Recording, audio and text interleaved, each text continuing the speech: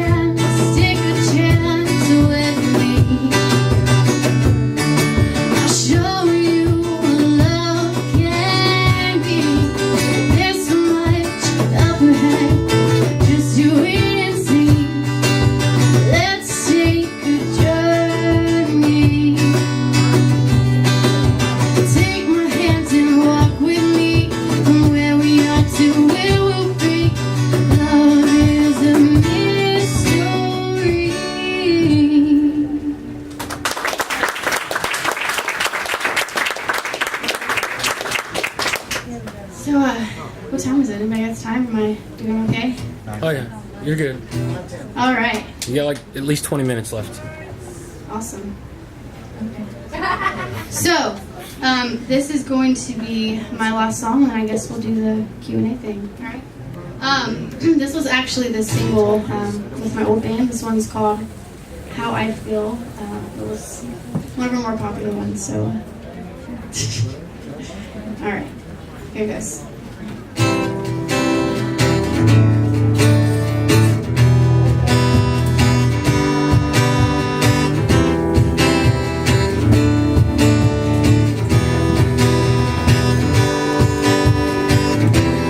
Was the beginning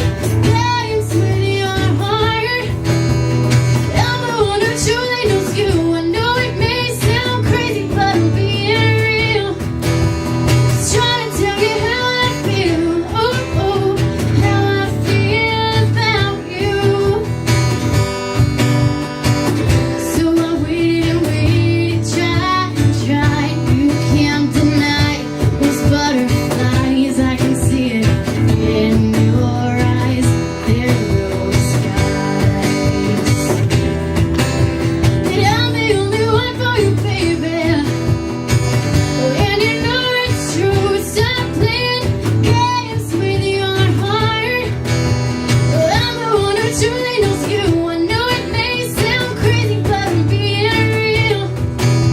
Just trying to tell you how I feel. Oh, oh, how I feel about you. You guys want to help me sing on this part? Yeah? Okay. So what I'm going to do is I'm going to sing whoa. And you're going to say hey really loud. We're going to do it like 3 times, okay? I'll help you out.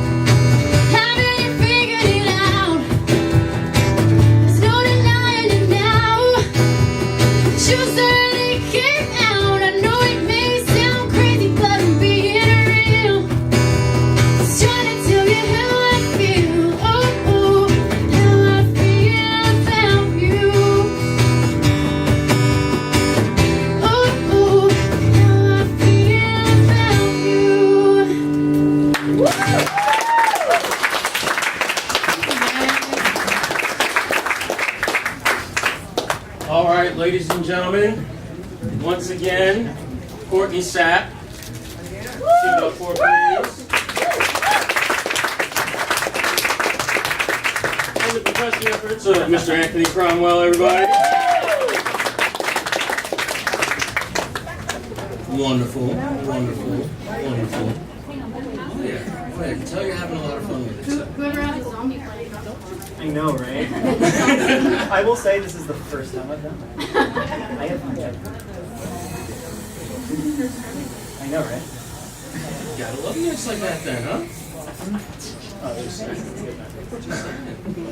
Well, you know, one of the things I've been wanting to ask you, we made mention of Paramore, okay, your songs. When I had talked to you before about some of your influences, you said you were very diversely influenced. You found it hard to kind of give your style a name, but you mentioned 3 specific influences. You mentioned Haley Williams, Paramore. You mentioned John Foreman from Switchfoot, and you mentioned who else was it from the Civil Wars? Joy Williams. Now, is there any particular reason why you mentioned those 3? Haley Williams, actually, the girl from Paramore, she kind of is the reason why I got started into rock. Before that, like I grew up singing in church and all that. I led actually a praise and worship band there for a while, starting at 17. So it was a pretty big thing to take on at 17, just kind of getting thrown into it. And that's really how I learned most of the things that I know, just by doing that. So it was actually really good for me. I think that's one of the better ways that I do learn, is just being kind of thrown into it and doing it. Hey, Holly. Say hi to Holly Schultz. She's another great local musician here. Awesome. And then for a little before that, actually, kind of grew up listening to country too, and I was kind of headed down that road, which I'm glad I'm not anymore. No offense against country. I love it. You know, it's all fine and well. Still listen to it every once in a while, but I just don't think it was the path really necessarily for me. And I've even done American Idol, The Voice audition and stuff like that. But you know, like I said, it's something that if you've ever auditioned or if you heard anyone, it's kind of all about TV and ratings and all that. So it's like, you know, I'm just gonna do my thing and play, because that's really what it's about anyways. But yes, Haley Williams, going back to my point, I just kind of got astray. Sorry about that. But she, of course, she got me into rock. I just think her vocals are amazing, her songwriting, and kind of just her kick butt attitude, you know. So John Foreman, he's the singer of Switchfoot. I actually just saw them last week, and I would recommend seeing them. Yeah, it was awesome. It was actually my second time seeing them, and like, I can never get tired of seeing them. They just he puts on a great show. His writing, really, if you haven't listened to Switchfoot, like if you're ever feeling down, like you just put on some Switchfoot music and you just instantly like feel like life is okay. Like I'm gonna make it. So I've always admired that about his songwriting, and I've always wanted to write songs like that. And then Joy Williams, I recently got into in the past year or so. She is from the Civil Wars, and I just love the eeriness of her voice, and just how she can fluctuate just so effortlessly, you know. So, yeah. The Civil Wars are interesting. I just heard them for the first time thanks to a promo from Starbucks. You know, sent me a free music thing for the Civil Wars. I was like, who's this? Shameless plug for Starbucks. But yeah, no, I've not seen Switchfoot. I always wanted to. I have seen Paramore, so I'm jealous now. I saw them when I was up in Now, I know it sounds kind of cliche. As a poet, it sometimes kills me when people talk about, you know, how much of myself goes into writing my poetry. You know, of course, a lot of your stuff goes into writing your music. But times when you sit down to write a song, is there a way you go about it, a way you channel it? You know, just one example, my favorite band, U2, their way of doing things. Their way of doing things a lot of times is the music comes first, and then Bono and his craziness wraps lyrics around it. You know, do you have any particular terminology you use? Typically for me, the lyrics always come first. Like, I'll just be feeling some way, and I'll be just going about my day, and just something will just pop in my head, and I'll instantly have to write the lyrics down. Like, I'm like, oh my God, stop! Like, whatever I'm doing, and I have to write it down, or I'll forget it. And it could just be one line that just popped in my head, and then once, you know, I'm away from work or whatever I'm doing, like, I go home and I finish it, and then, you know, the melody's kind of stuck in my head, and I eventually put, you know, chords to it, and it becomes a song. So that's typically it's usually hard for me to just sit down and write a song. So whenever I do write a song, it's definitely out of pure emotion. I know my biggest frustration is most of my songs come in when I'm driving or when I'm in the shower. Not safe. You know, not a great time to sing.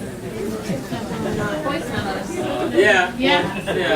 I've done that too. I keep forgetting this melody, let me put it in my phone all the time.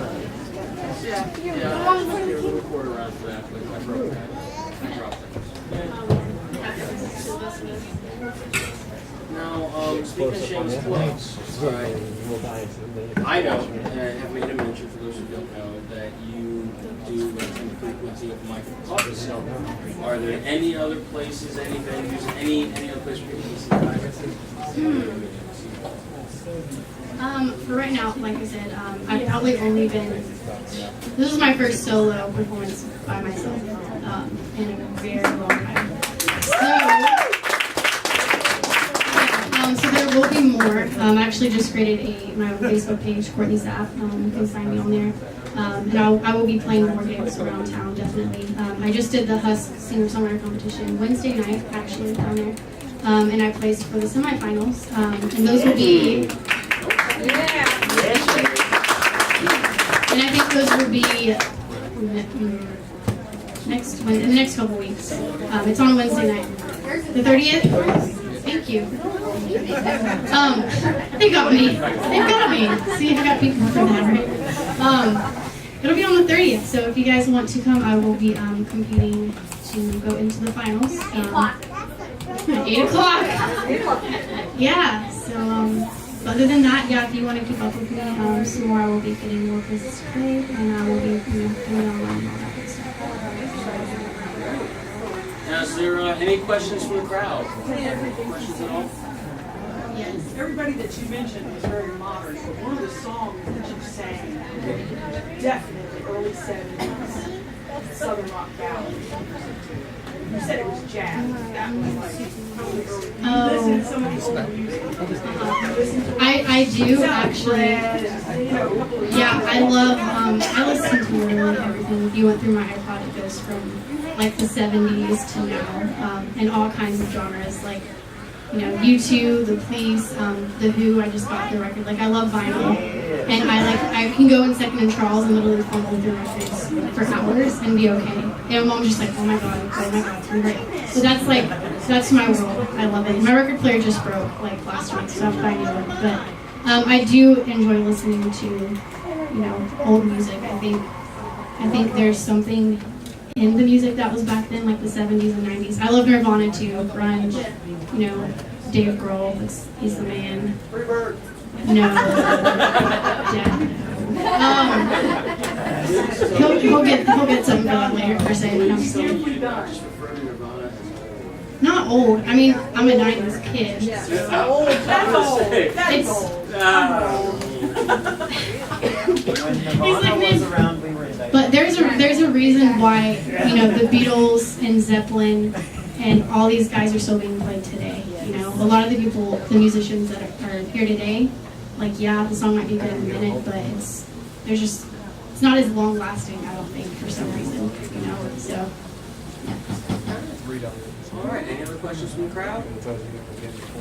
What's the editing process for you like?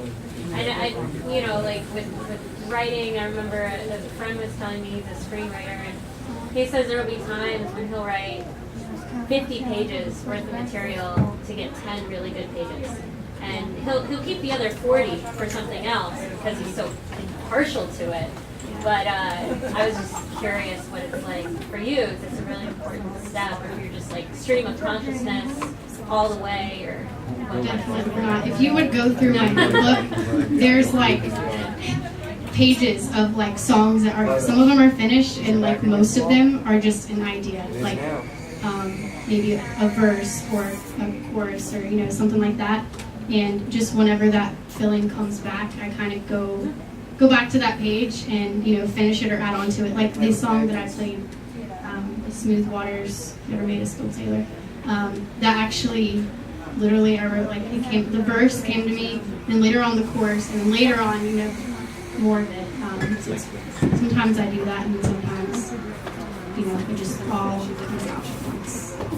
So it varies. Any others? Okay, well, then, thank you, Courtney. And glad to finally actually face the name. All right, once again, ladies and gentlemen, this has been the Local Music Showcase. Thank you guys for coming out. I'm sure our artists will be around for a few minutes if you want to talk, or want to ask them any questions one-on-one, or maybe get some ideas from them. In the meantime, keep your eyes on the the Market House, or the Market Square Coffee House Facebook page. Yeah! Hamster's back on the wheel. The Market Square Coffee House Facebook page for next month's performers. All right, and again, we do this every fourth Friday. My name is North Star. I hope to see all of you out here again. Have a good evening.